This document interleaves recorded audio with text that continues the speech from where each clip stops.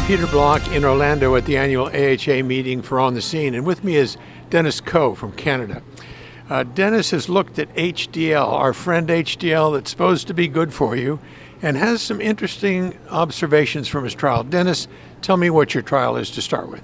So we looked at HDL cholesterol levels and the relationship of HDL and outcomes in a big data approach. So we looked at 630,000 patients or individuals who had no prior cardiovascular conditions in Ontario, Canada, and we found relationship that is kind of unexpected. At that HDL cholesterol levels is related to cardiovascular mortality, but as well as cancer, as well as other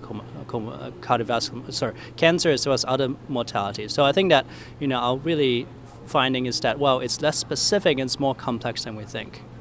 Well, we as cardiologists have always been trying to raise HDL. Think of all the drugs that have tried to do that. Yeah. Are you now turning around saying, wait a minute, this may not be so important?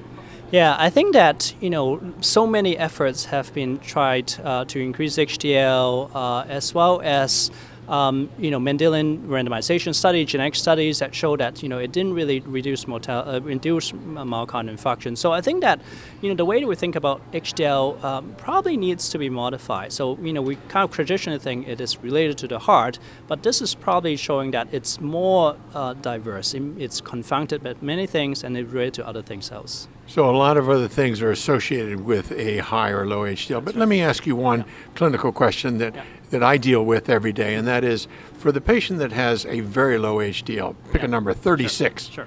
And an LDL of 170 or so forth. Is that still a high-risk person? Yeah, I think so. I think the approach would be try to get the LDL as low as possible with with recent medical recommendations. I think that increasing HDL, what we show is that lower HDL has high total mortality.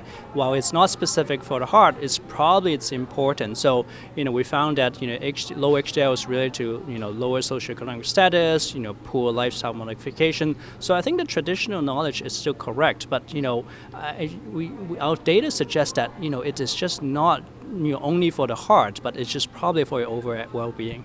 So there you have it. HDL is still our friend. I guess we can say that, but it's certainly a much more complex issue than we initially saw. And simply having a high HDL is not going to save your life, and having a low HDL is not necessarily going to do you in. Fair enough? I think that's quite a good summary, Peter. So we need still to figure this one out and look harder. Thank you very much, Dennis. Great. Thank you.